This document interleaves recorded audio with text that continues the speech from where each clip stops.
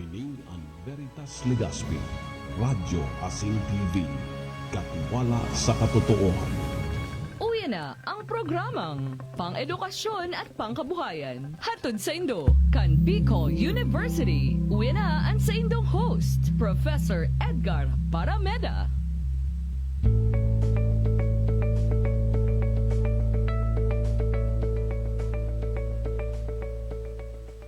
Okay, all right. Makinig mga tugang. Sa liwat po, kita magiribahan. Hasta dyan, alas 11 nin pagkaaga. Digdi po naman sa simanal na programa hatod sa Indocan Bicol University Extension Management Division sa pamamayo kang mahigos, matibay, asin magayon. Na direktor kan BU Extension Management Division si Professor Rowena Weng Soilo. Good morning, Manay Weng. Asin sa imo pong pagiriba dyan sa nasambit ng opisina. Steering man, good morning po sa kabos ng mga empleados asin opisyalis kan Bicol University, siyempre po sa pamamayo kan samuyang presidente, si Dr. Arnulfo Noli Mascareñas. Good morning, sir, and sa kabos na Vice Presidents. And siyempre pa, good morning sa kabos ng mga parantabay, naghihiling, nagdadangog, sa kabos ng mga outlets kan programang ini. Okay? Sa ngunya na pagkaaga po, makakaulay niya to ang presidente, kan Bicol University non-teaching personnel o ipapod na BUANS, Association of Non-Teaching Personnel or Employees kan Bicol University. Dahil iba si Ma'am Jane Bicunya. Yo, tama? Tama, sir. Yaw na siya, sir? Dahil pa man, ano? Galata pa? Okay. Sige, dalato niya ito mga tugang na lumaog sa linya, si Ma'am Jane. Dahil pa? Sige, halat-halaton niya to na anytime malaog po siya sa linya niya to digdi sa satuyang programa, digdi po naman sa Radyo Asin TV Veritas. Siyempre ako sa inyong pag-iriba sa pangalan ni Professor Edgar Barameda, ako po si Professor Seth de Matera, siyempre sa pangaraman kan sa kuyang dekano, kan sa muyang dean, ang mabuot na si Dr. Leticia Lopez. Yan, mga tugang. Uy! Kuliwat palan, signal number 1 po sa tulong Northern Luzon areas, dahil lang tropical depression obet. Uy, di ka na magdigdi. Samuya. Okay. Mga tuwang niyo na po sa linya si Ma'am Jane. Sige sir, i-ano na si Ma'am Jane Bicunya. Hello Ma'am Jane, good morning. Uy, yan si Ma'am. Hello, maray na aldaw po, Sir Professor Seth. Yes, maray na aldaw Ma'am. Ala, may kuralawig kitang balitaktakan mo niyan. Ngunyan na pagkaaga, digdi po naman sa satuyang programang, digdi sa program pang edukasyon, asin pangkabuhayan. Sige ma'am, bago kita magpuon, kan satuyang mga orolay-olay, magpaabot po nga na kita, nin patara-tara, sa gabos niya itong mga parantabay. Go ahead po, Ma'am Jane. Yes, hello. Maray na aldaw sa gabos na nakaatayog ngunyan sa imong programa. Sa programa na maray rahay para sa gabos. Maray na aldaw sa mga opisyales ng Bicol University, lalong-lalo na sa tuyang mabuot at saka masuportang presidente, si President Noli Arnulfo Mascareñas. Siring man, dakulang pasasalamat sa programang ini sa pamamayo kan sa tuyang Vice Presidente sa Research and Extension na si Dr.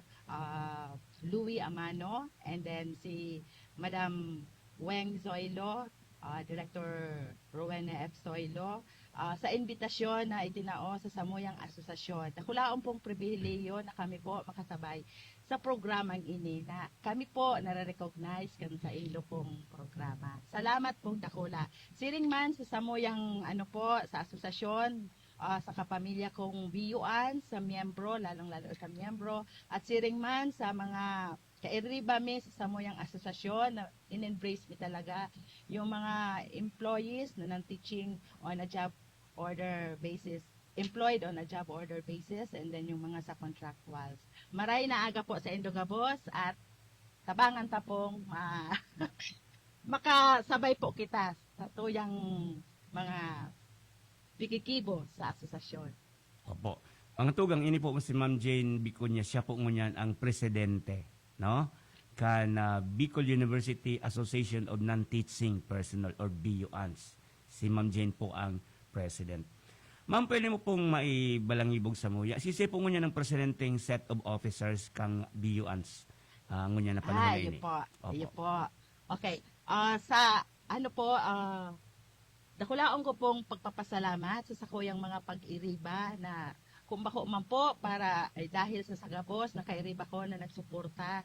Ang kairiba kong mga officers sa inot, sa Vice Presidente na si VP Karen Sampaga sa internal at saka sa external si VP Danilo Bungalbal, sa moyang secretary na daing kapagalan si Miss Gemma Bermondo at ang assistant secretary na si Miss Pepe Domingiano, and then sa samoyang treasurer na daing man napapagal si Miss Laarne Navarro at saka sa iyang assistant treasurer na si Miss Jane Ridada. Siring man pagpasalamat man na maski wala na siya sa BU dahil nakaduma na siya sa ibang agency, si Samoyang PIO ay Samoyang auditor na si Miss Aiming Dayawon.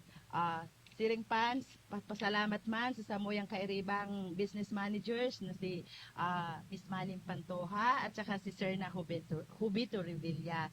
And then, ang Samoyang PIO, na dakulon ki paaging pikikibo na mas mapagayon pa ang Samoyang mga pag-update sa asosasyon, si Miss PIO Lai Bernardo. Siring man sa support ng Samoyang Board of Directors, nasa saindang support ang Samoyang mga napapag-isipan, nagtatabangan man ka sa mong Board of Directors na ang Samong Chairperson na si Miss Arlene Animanya, and then si BOD Engineer Vincent Orozco, BOD Tudora Onato, BOD Pamela Rojas, and then si BOD Ma'am Christine Manrique, and then BOD Ma'am Webina Berin, and then si BOD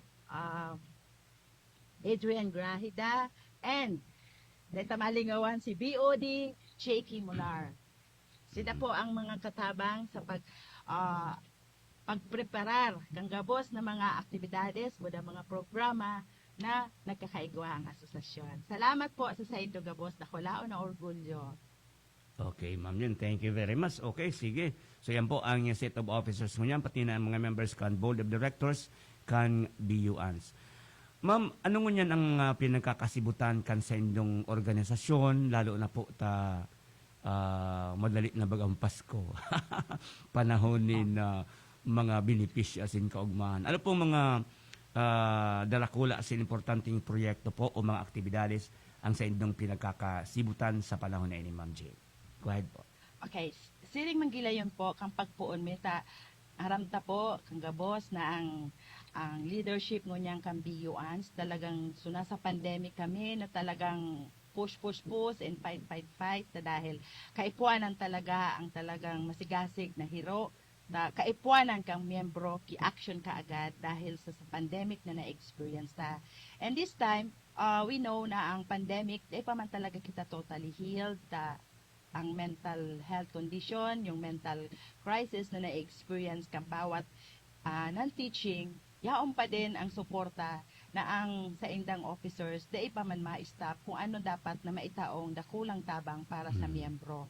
Kung ano po so na-startan me at the start, since nag-start kami as pandemic officers kang association way back talagang grabing pandemic experience. officers. Sige. Pandemic, but this time resilient Sige. BUANS action agad officers. Kasi at the start kan leadership na we had talagang super talagang bugbog talaga sa plano kung ano dahil kailangan kang oras kang panahon.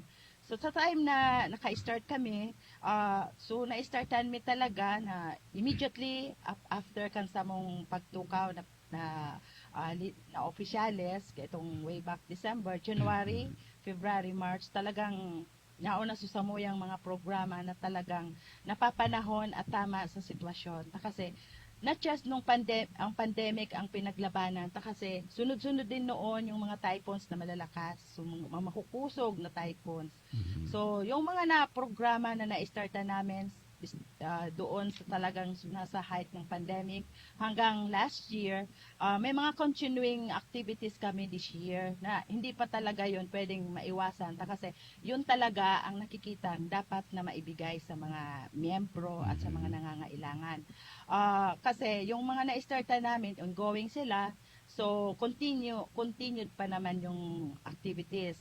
Like for instance, yung sa ano namin, yung sa welfare fund at saka yung sa yung training na binibigay para sa mga miyembro ng teaching, including dun sa mga job orders and yung sa contractuals na para ma-help at ma-support sila na makapasok sila sa pipeline ng mga regular employees ng university so that they can also enjoy the benefits na naiibibigay sa mga empleyadong regular.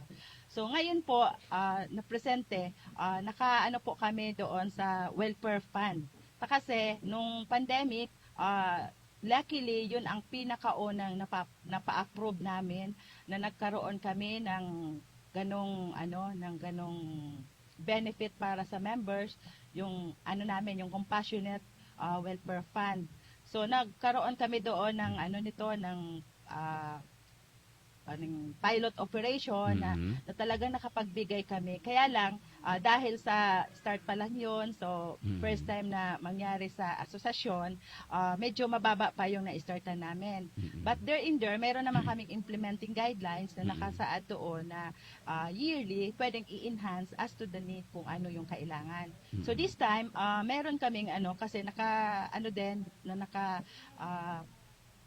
up na din na may kaming piniprepare na magkakaroon ng General Assembly. So, may mga ipipresent kami doon na proposal in support sa need kang ng teaching na alam natin na yun nga na hindi pa tayo tapos sa laban para sa krisis ng lahat.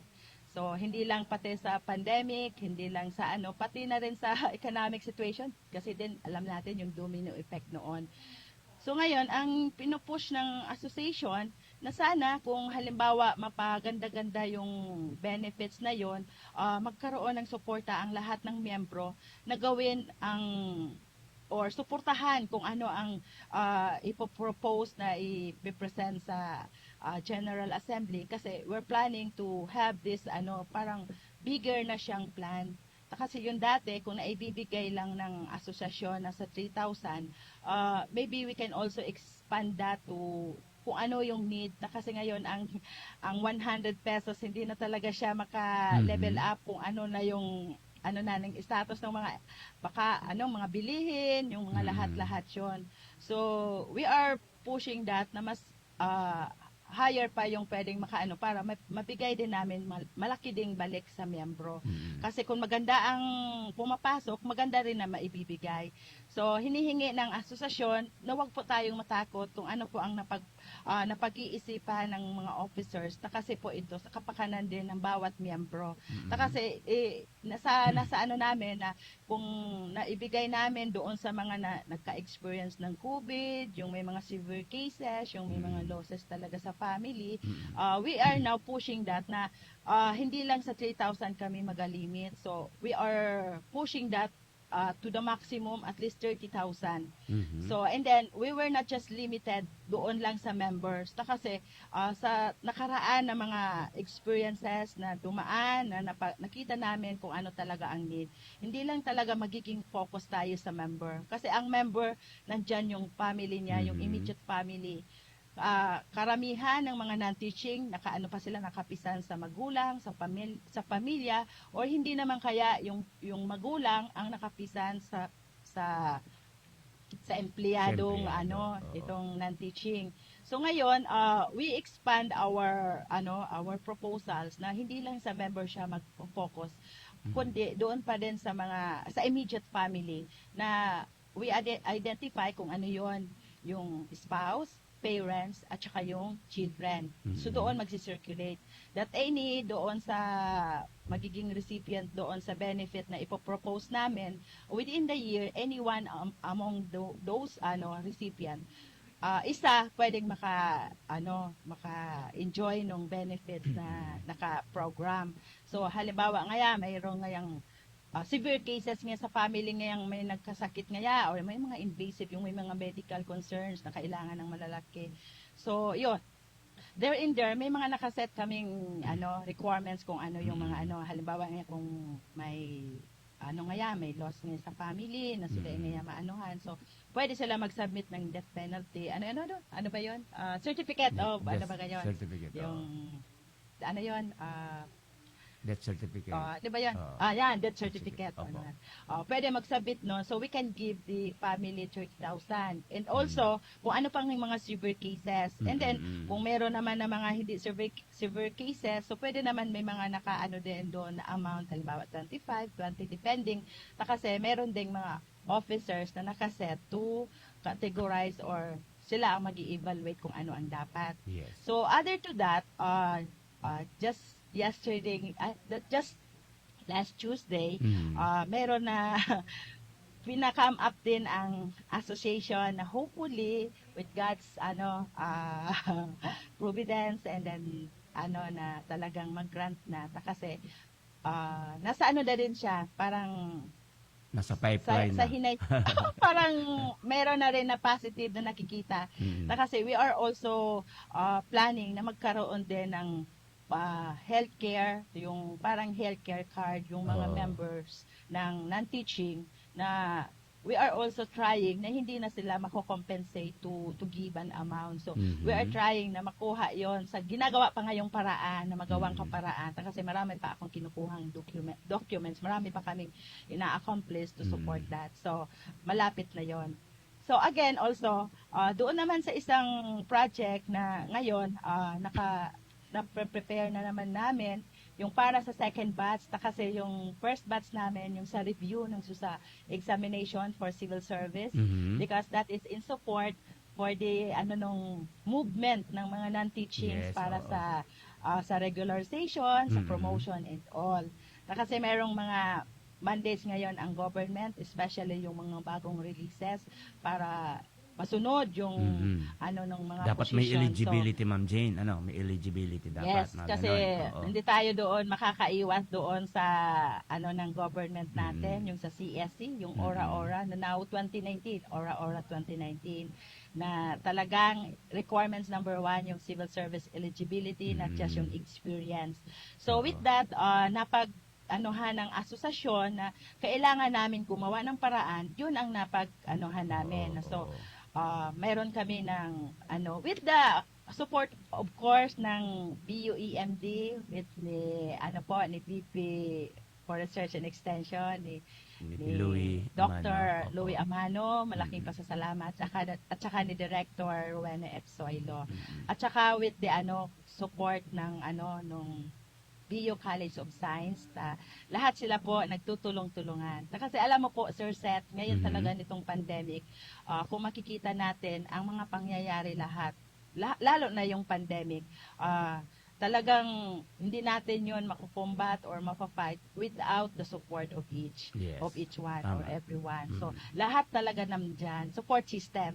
So, with that, we are now, naka-ready kami doon. So, hinihintay lang yung iba pang i-consider. Kasi nakaano na din kami na i-open na yan for mga interested BUANS members and then yung aming ini-embrace na kaano na din namin yung job orders and contractuals. Although hindi namin sila talaga pakasama sa asosasyon dahil wala pa naman kaming pero because of the situations that we have, we already embrace them because sila din isa sa mga na apektuhan or walang talagang makakasabing hindi talaga natamaan ng crisis dahil dito sa pandemic. Oo. Ma'am Jane, siguro ang isa sa pwedeng explore po ng inyong organization is yung possibility po baga na pwede bang masabay as member yung mga job orders, lalo na po yung mga position na halos every year naman talaga kailangan nire-renew lang, no? Hindi yung basta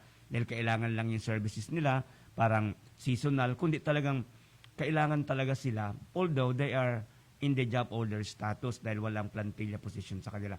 Ang sagot mo dyan, ma'am, mamaya po pagbalik natin at ilulusot lang natin ng ilang commercials mula dito sa station. Diyan ka lang po, Ma'am Jane. Thank you very much. Yes po. Thank Sige. you. Babalik po tayo. Mabelta kita, mga tugang.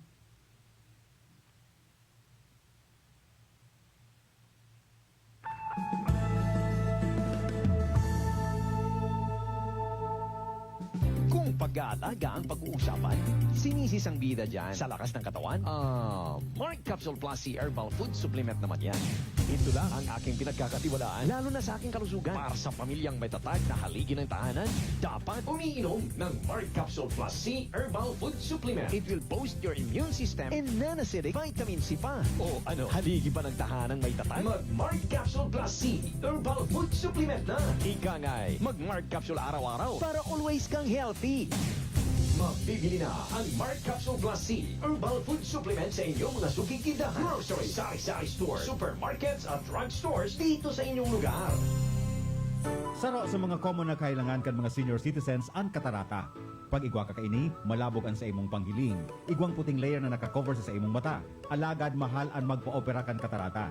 Ang iBerry sarong matibay na bulong sa katarata asin iba pang pigigikanan kan malabog na panghiling. Ang iBerry igwang bilberry asin ini made in USA. Epektibo man ang iBerry sa glaucoma, pterygium, astigmatism, pamumula, nagluluha, magatol asin makulog na mata huli sa sobrang gamit ng cellphone asin computer. Ang iBerry mababakal sa Mercury, St. Joseph, Watsons asin sa indong mga suking butika. Magdyan na, magpabakuna. Marahay na barata. Ang mga bakuna, pinarani na sa Indo. Pwede na ika magpabakuna asin booster sa saod, terminal ng sasakyan, daungan or pier, simbahan, eskwelahan, opisina, plaza, malls. Aramo na na-schedule sa indong lugar sa paagikan sa indong lokal na gobyerno. Magpabakuna asin magpa-booster na para sa mas makusog na proteksyon kontra sa COVID-19. Pagbakunado, ang pag-iwas sa malalang helang ng COVID-19 garantisado. Sa booster, pinalakas. Pinaslakas. Sarong pagiramdom, hale sa DOH Bicol CHD. Mga kababayan, ang Office of Civil Defense 5 ay nagpapaalala sa mga sumusunod ngayong buwan. Laging ihanda ang pamilya para sa anumang sakuna na pwedeng biglang mangyari. Laging makinig sa radyo at manood ng telebisyon para sa mga abiso at babala mula sa RDRRMC Bicol, FIVOX, Pag-asa, MGB at ibang ahensya ng gobyerno. Ihanda ang go bag o e-balde ng inyong pamilya upang mapabilis ang paglikas kapag may unos o sakuna. Huwag kalimutan ang inyong first aid kit, flashlight, baterya, radyo, kandila, pito, posporo, at iba pang importanteng kagamitan gaya ng tubig, pagkain, at damit na tatagal ng 3 hanggang 5 araw sakaling mag-evacuate. Tandaan ang emergency numbers ng mga otoridad, barangay DRRM committee at pamahalaang lokal at makilahok sa mga pagsasanay, drills, at iba pang klase ng mga kasanayan patungkol sa disaster preparedness at response ng OCD Regional Office 5, Provincial DRRM offices at local DRRM offices. Ang Office of Civil Defense 5 ay bukas 24/7 at handang magbigay ng serbisyong anumang oras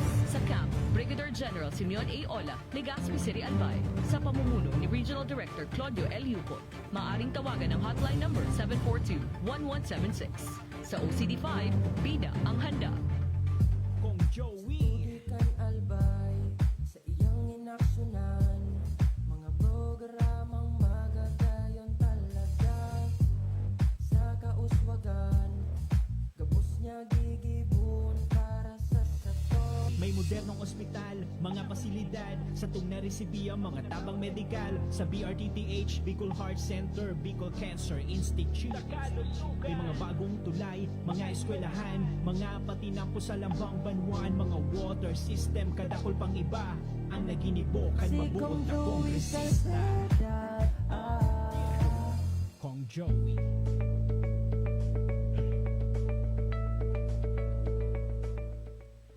Okay, mga tugang, belta po kita sa tuyang programa. Digdi zaman sa radyo SNTV Veritas. Ako liwat ang sendong pag-iriba sa radyo, ang sendong host ngunyan sa pangaran kan sa kuyang partner, si Professor Edgar Barameda na medyo sibot sa iyang mga aktibidades. Ini po si Seth De Matera. Yaon sa ibong nalinya giraray ang sa tuyang guest ngunyan sa episode na ini kan sa tuyang programa ng pang-edukasyon asin pang-kabuhayan.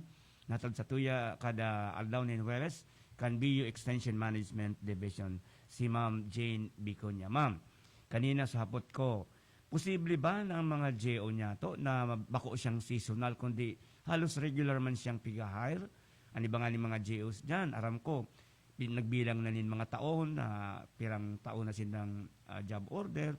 Posible daw na sila maging miyembro man po kang BUANS o may mga legal impediments. Go ahead po, ma'am. Hello again po, Sir Seth. With regards po doon pala, Sir Seth, sa miyembro kang asosasyon. Ang miyembro po kang asosasyon, naka-focus lang po yan sa mga regular members ng non-teaching ng university. So, ngayon lang po nagkaroon ng mga maraming pagbabago para sa leadership ng asosasyon dahil nga sa epekto ng pandemic, na-embrace namin itong mga job orders at saka yung mga contractual basis na employment ng mga non-teachings na itong mga di pa regular na non-teaching. Pero sa mga ginagawa ngayon ng aming leadership na yon na mga programa na talagang nakaano iyon sa kanila na matulungan kasi kung titingnan talaga parang ang dami ng job orders na hindi pa nabibigyan ng regular na posisyon. So itong number 1, itong pa-training na ginagawa ng BUANS, ang laking bagay ito para matulungan sila na makapasok sila sa pipeline ng maging regular ng university. So lucky nga doon sa first namin na pa-training, naka-level up naman talaga yung performance ng association na almost 17% ng mga nag-exam, although na alam ng lahat na talaga ang tsansa para makapasa doon very slim kasi talagang ang daming nag-i-exam niyan tapos kukunti lang nasa 200 tapos nasa 26,000 lang yung national passer. And yet yung sa asosasyon ang laking pasasalamat din talaga kay Professor Carol Boyon sa dedikasyon niya. Kasi naka-level up kami kung ano yung result ng sa national. So lucky for that. So, and also ang ng asosasyon ang support para dito sa mga empleyado na talagang nangangailangan ng tulong lalo na itong mga job orders. Hindi ko pala naisabi sa una kong pagsabi ng mga programa. Nagkaroon din po pala kami nung pag-linkage namin kasi yung asosasyon first time ngayon talaga na lahat talaga ng mga pagbabago ngayon natin na pangyari kasi nga kailangan na hindi lang talaga dapat tayo maging dependent kung ano ang kuha para sa agency or sa university, but also since we are a legal entity and then may kakayahan naman na makatulong at saka ganun naman talaga ang nakaprograma to create an association to support yung support system. So we also added yung pakilinkage outside Bicol University. So one of which sa pakilinkage namin yung kami collaborate sa TESDA. So doon po sa TESDA nagkaroon tayo ng successful project, yung program po doon sa mga less fortunate natin na mga nagkawaralaan ng trabaho dahil doon sa pandemic, dahil doon sa lockdown at saka doon. So, yung mga miyembro ng association na halimbawa ngayon may kapatid, may anak na nawala ng trabaho, na nawalaan ng income. So, para makatulong sa pamilya na maibalik sila sa dating pangkabuhayan na mayroon sila. So yun ang naibigay namin para sa asosasyon. So maraming nakapag doon kasi hindi lang pati yung training ang nakuha nila, kasama na din yung parang nakapasa sila sa NC2, yung national certification na magagamit nila yon para sa pagbalik nila sa trabaho o sa paghahanap nila ng trabaho na magkaroon sila ulit. So yun ang napagbigyan ng yung hindi talaga yung walang regular na employment. Yun ang naibigay. Lalo na yung sa pamilya na may mga sa farmers. So yun, naibigay po yun. So, yun po. Hindi po nawawala ang support ng association para dito sa mga job orders at saka dito sa mga COS. Talagang nandyan sila sa amin ngayon. Embrace na din namin sila kasi kasama namin sila sa lahat ng aming malaking tulong sila sa non-teaching workforce na nandyan po sila. So, yun. Ginagawa namin paraan na as much as possible talaga na magawa na namin na makapasok na sila sa amin na maging regular na miyembro ng asosasyon. Opo. Ma'am Jane, although some of those na information nabanggit nyo na sa unang bugso ng ating usapan, pero ano ba ang mga benefits po na nakukuha ng ating members bilang member nga po ng BUANS, hindi lang sa panahon ng calamity kundi sa mga ibang mga occasions, like kung nagkakasakit po sila, kung may nagkakasakit na ganon, kung mayroong Sige po. mayroon pong hindi naman natin hinihingi, may mga namamatayan, mga ganon. Ano po usually ang mga tulong na immediately pong papaabot po o na ibibigay ng ating organization? Go ahead po. Sige po. Kasi medyo talaga, medyo marami-rami na din yung namin na ng mga officers. Yung during pandemic pala din, hindi lang yung pandemic, yung mga panahon na talagang may kailangan. Opo. Because of these linkages, nagkaroon po kami naka-accumulate kami ng mga goods, like rice, tsaka yung mga canned goods, mga used clothing, and all. We pack that and we also share that to all the members, including these job orders. And also one of which nga, and we are very lucky doon sa support din ni yung D ng BUCSSP, kasi meron din kami nakuha sa kanyang support, yung mga job orders na he extended support na binagyan din. So lahat ng mga nangyayari sa asosasyon, lucky we are because marami pong nagtutulong, yung may mga financial na binibigay na meron pala po kami, hindi ko pa sa maramihan talaga. Meron din kaming andurog tabang. So, meron kami yan na binibigay. Kasi alam natin na itong mga non-teaching, sila po yung mga nasa laylayan ng gobyerno. Yung talagang mabababa ang sahod. So, isa na rin po dyan.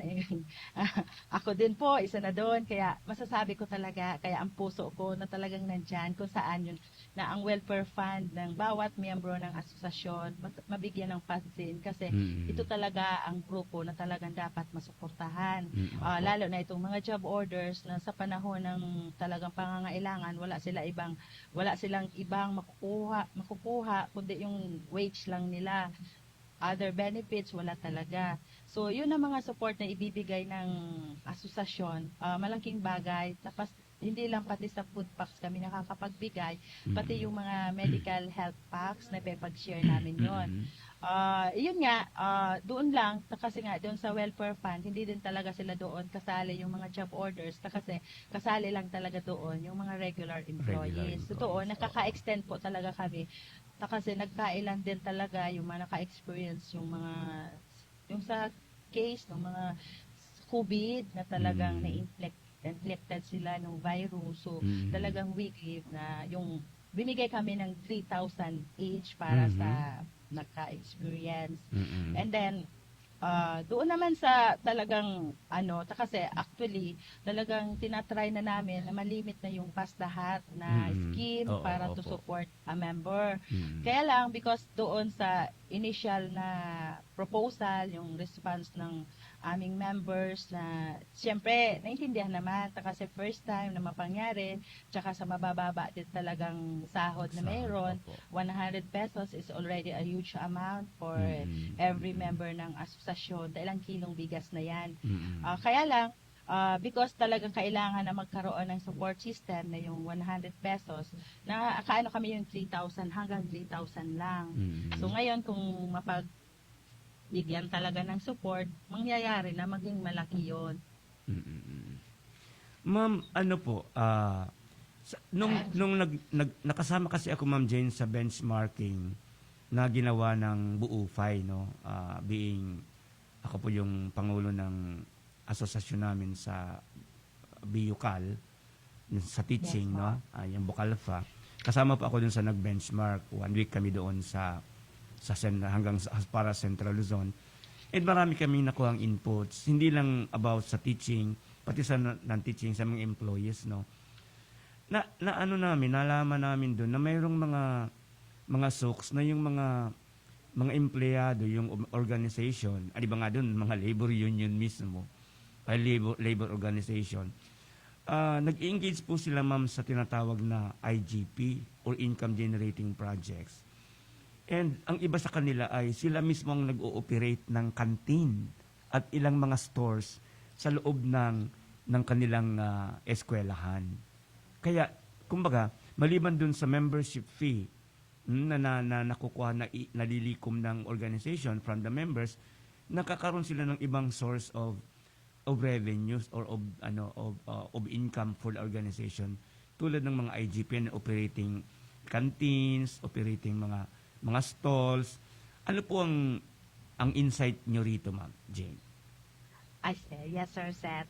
Actually, even last year, January pa lang, even at the start kang leadership namin, nakaano na din yan sa plans ng leadership namin. So far, isa po kami dyan sa proponent talaga na maparealize that dyan. So far, nagkaroon din kaya talaga po kami ng meetings with Sir Ed Barameda, no, parang collaboration ng mga associations and organizations. Hindi pa lang siya natatapos.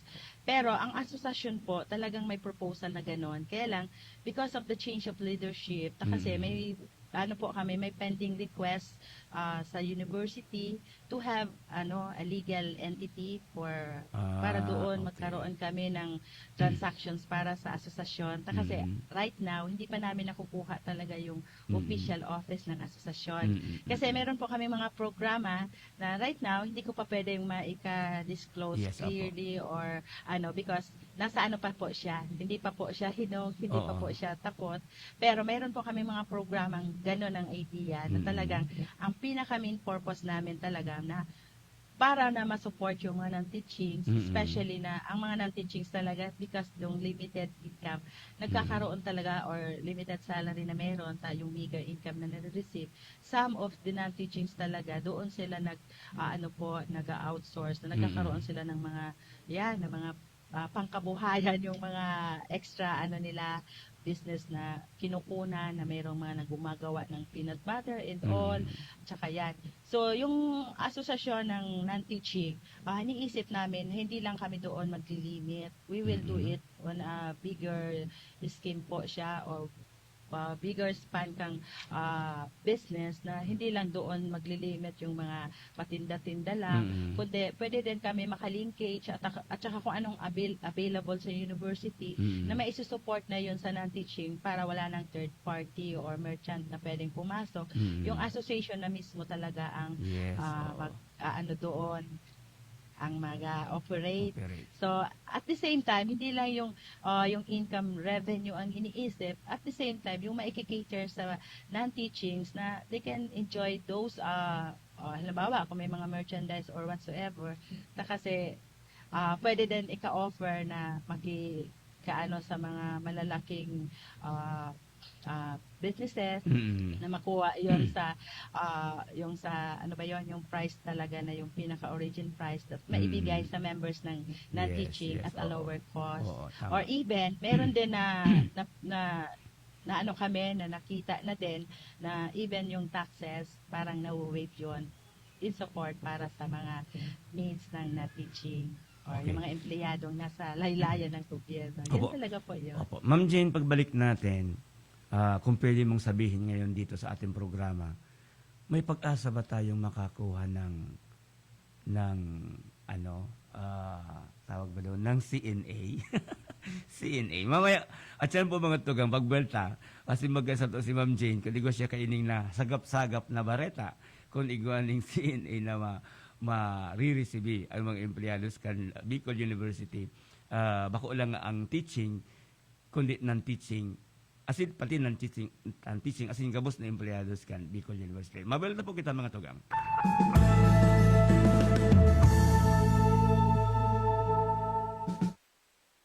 Ang paningin ko dahil sa diabetes at sa pag-inom ko ng iBerry, naramdaman ko na lumilinaw ang paningin ko. Tsaka bumaba rin ang blood sugar ko. Talagang paalala, ang iBerry ay hindi gamot at hindi dapat gamitin panggamot sa anumang uri ng sakit.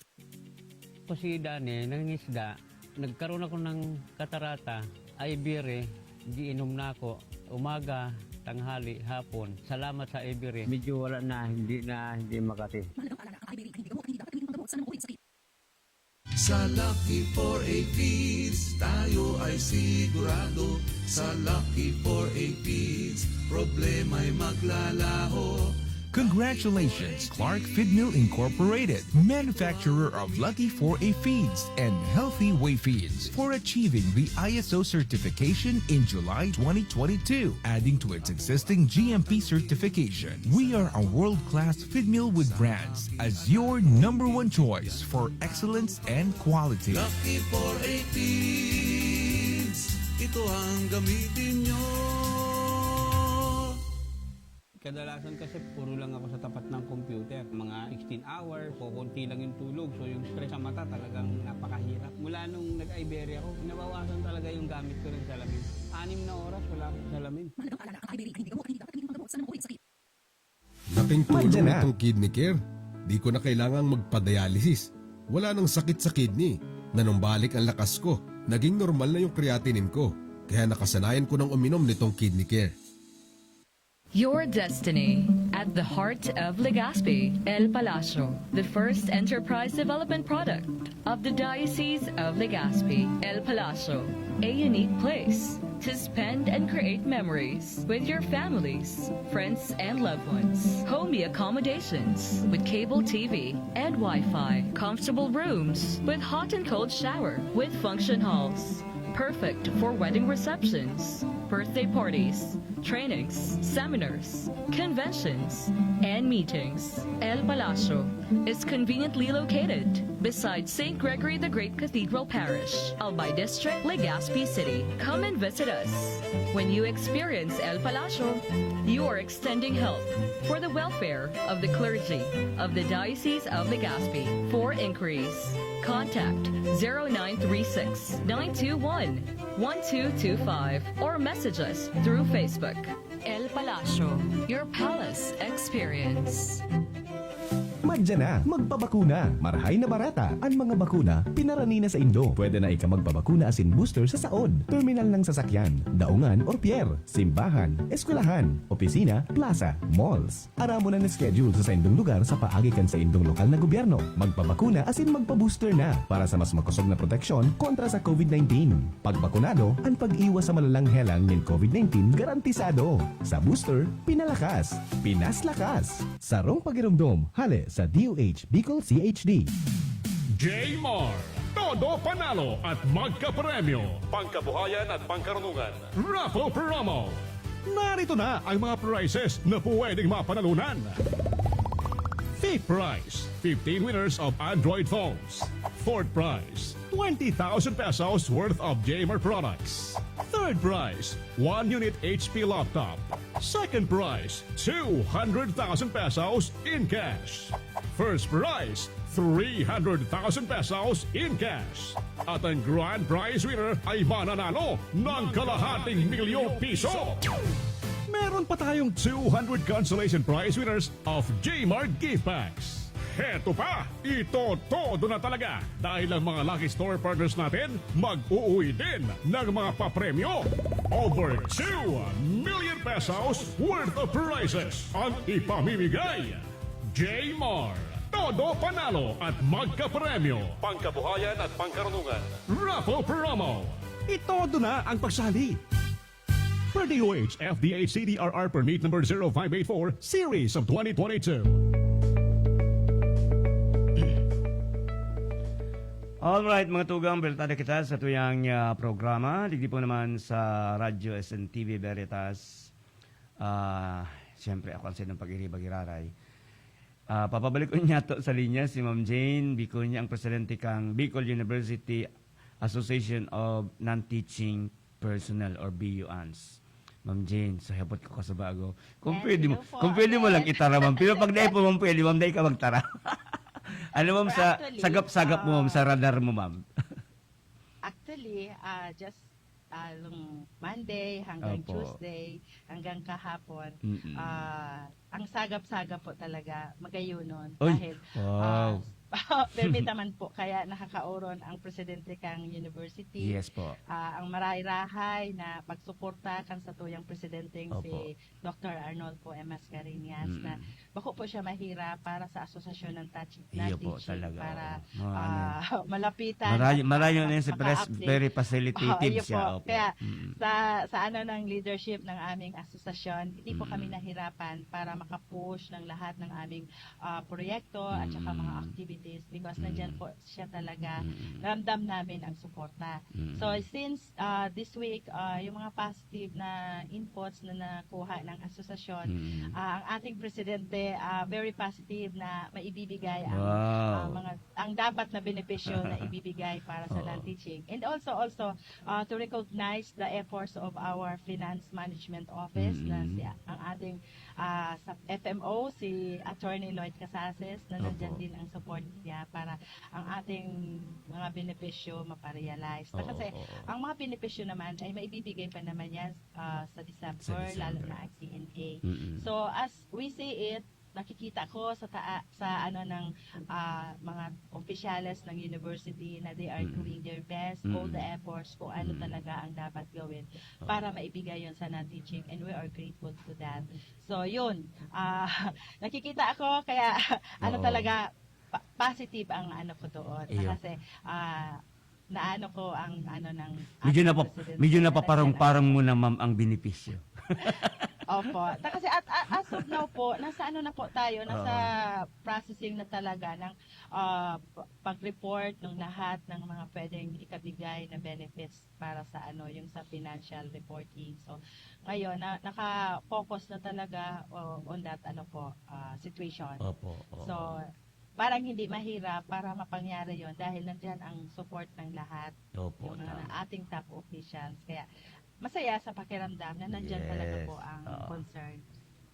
Lahat naman yan, ma'am, lahat naman ng officers natin sa BU, talagang gusto nila masaya ang lahat.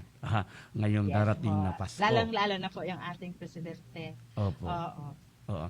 Ano yung hindi naman po na ano na kasi kung tinitingnan naman talaga kahit yung sa praise natin, kasi talaga may mga hinihintay tayo at saka mga requirements na hinihintay talaga natin na makapasok, especially yung pagpasok sa atin ng mga subsidies na hinihintay natin. Kasi may mga hindi pa talaga pumasok kasi may mga pagbabago on ano po, yung pag-transmit ng ano sa university. So we have to follow and to pay. Sige po. Opo, aside doon sa talaga. mga Marami pa, Ma'am Jean, ang pinaplansya, ma'am, para wala nang kagusot-gusot pa. Para tuloy-tuloy na. Kasi we have this, legalities, Yes, this mandates, this government rules to be followed. So, yun. So, Ako, Ma'am Jean, sa tingin ko, with you as the president ng BUANS, and then yung president ng BUFAY, si Engineer Fernan, at iba pang mga umuupo dyan na kayo talaga yung nandyan sa committee. Alam naman namin na wala dyan halos kumukontra. Talagang gusto natin maibigay kung ano ang mga benepisyo, ano ang mga makakapagpasaya, di ba, sa mga empleyado. Lalo na po na hanggang ngayon, baga Ma'am Jane, nandyan pa rin si COVID-19. Hindi pa rin talaga tayo iniiwanan 100%.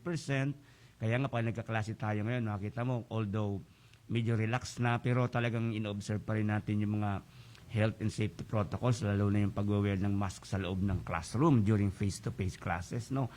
And we are just so glad nga na talagang gabos man po talaga nag-observe kayo ni Ma'am, ano? Sa ano po, oo. Ma'am, ini pong organization nindo, Ma'am, diyan sa ano.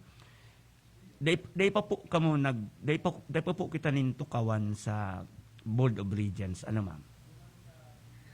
As of now po kasi talagang doon sa ginawa namin sa pag-benchmark namin, tinignan natin yung sa UP, meron sila. Kaya lang dito po sa university, ang laki na pagkakaiba kasi nga ang sa situation ng sa Bicol University, ang president po ang may seat, So far, yung recent na napag-revisit namin ng CNA, yung pag-negotiate, luckily po na nakapush din ang association doon sa pre-board meeting. So doon nakapag-negotiate. Pero yung sa final, yung president na.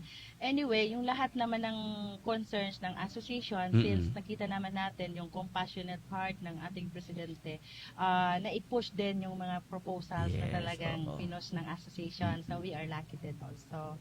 So, yun. Oo. So, Sa UP okay kasi, pa naman sa ano. Yes, ma'am. Sa UP kasi, Ma'am Jane, nung pumunta din kami doon, lalo na yung talagang mas marami sa kanila, ma'am, ang non-teaching. Ma'am? Kaya talagang... Iba kasi talaga din sa kanila. Kaya talagang binibigyan sila ng seat sa regent. Marami silang, kumbaga, talagang... Iba yung situation nila sa nila po. Yun nga ang na-find out din namin, ma'am, na mas marami ang non-teaching doon. Kaya mas masyadong malakas yung kanilang non-teaching organization doon. Opo. Anyway, okay lang. Hintay na lang natin ang panahon na baka eventually kayo din ay kayo din ang mga non-teaching ay eventually makarating diyan sa BOR. Pero actually po, Sir Seth, isa din sana yan na inaano ng Mini-Wish at saka inaano din ng asosasyon na magkaroon din. Kaya lang, because of the situation that we have, ang focus muna namin kung ano yung need ng members at the moment. So since we are on a pandemic at saka grabe ang challenge talaga ng life para sa each member kang asosasyon. So we focus kung ano muna yung talagang kailangan.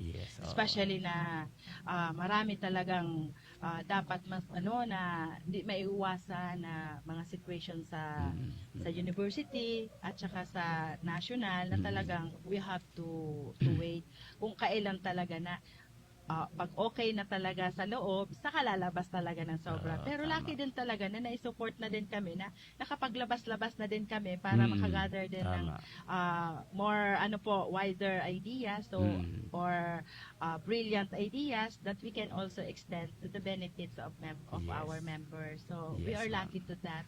Talaga ang university. Alam mo ma'am Jane, lucky talaga dahil ikaw ngayon ang presidente. Na talagang ang energy mo ma'am, nako, mahirap pantayan. I know you personally. Alam mo naman, kilala kita. Masyado kang alam mo, Sir Seth, ang nangyari po talaga itong upo namin as leader ngayon na pandemic. Talagang big challenge yun. So, ngayon, sa aking end naman, talagang nilagay ko talaga sa puso ko at sa isip ko na this is God's will or God's willing na mapangyari. Kasi nakita ko naman kung who I am, kung ano talaga yung nasa puso ko. Sa totoo lang, talagang sagat to the bone. Nagamit ko po talaga yun. Especially yung kailangan talaga na yung pag-intindi sa bawat isa, yung sitwasyon. Ang dami talagang dinaanan namin just to na masurpass namin yung challenge para sa leadership na meron kami. Ma'am Jane? Because ang dami talaga. Opo, Ma'am Jane, puputulin na kita dyan. Baka umiyak na kasi ako, ma'am. Ma'am Jane, mayroon pa tayong ilang minuto, mga higit 1 minute o mga 1 minute para po mag-wind up.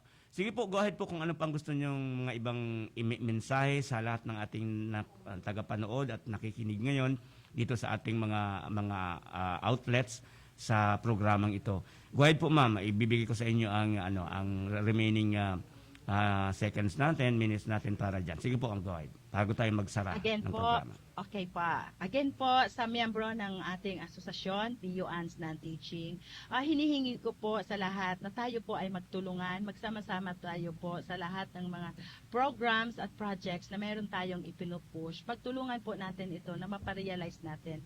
Kasi wala pong minimithi ang inyong mga lideres, kundi mapigyan po tayong maganda. Kung maganda kasi ang maipapasok natin, maganda din ang maibibigay natin sa ating miyembro.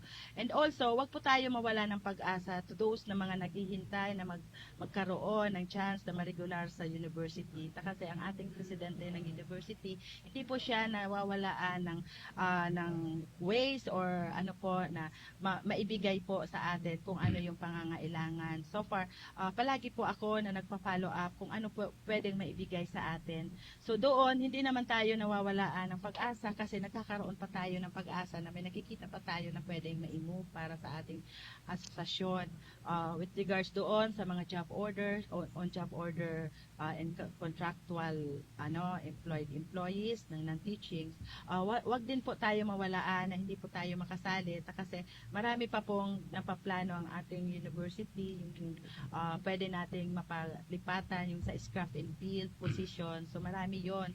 So ngayon na mag-open po ng second batch na approve din ng ating presidente yung sa review, magsama po tayo doon na gawin po natin doon yung mga hindi pa po nakapag-review at saka yung sasama po doon sa training workshop, yung sa technique and skills para sa pag-take ng exam.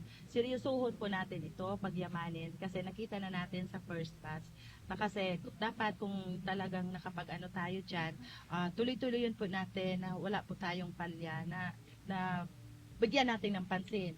And also, doon naman sa ibang proyekto ng asosasyon, pagtulungan po natin na wag po nating na ma-stop at let's always try na and make a difference na pwede natin magawa. Wag tayong matakot na pwede natin yan naman pangyari.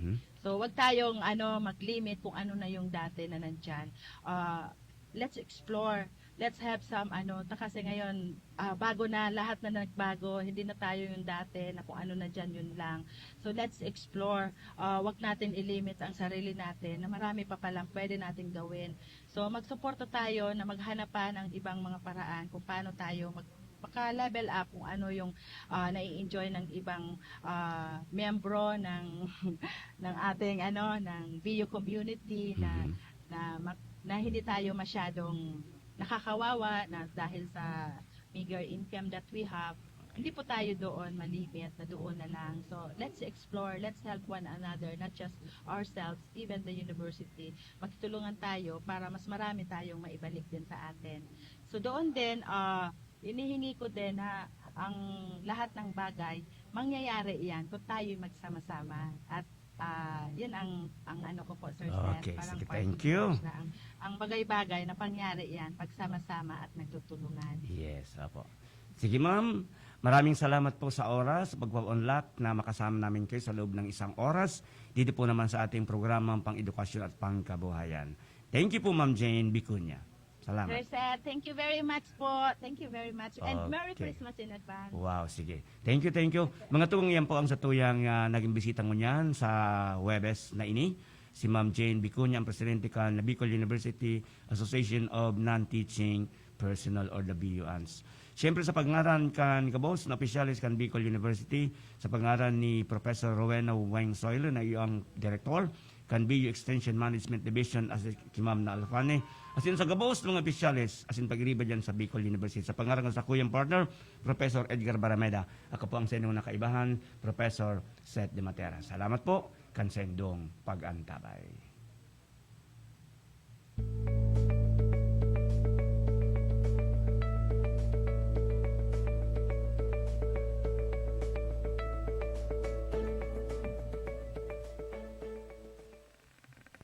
Napasaindo ang programang Bicol University, programang pang-edukasyon at pangkabuhayan. Antabayan liwat sa masunod na Huwebes. Digdisa na sa Radyo Veritas Legazpi.